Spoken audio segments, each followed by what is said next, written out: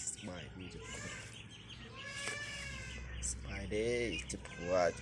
บ่สบายไข่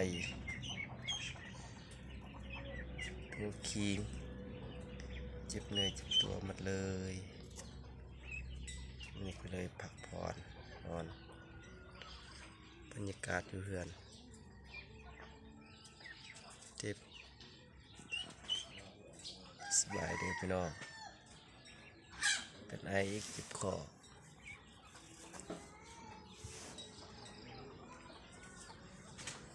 สบายในช่วงนี้นะ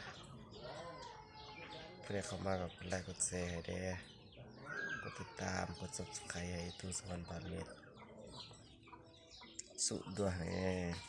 สุดด้วยสุดโค้งที่สี่กล่อง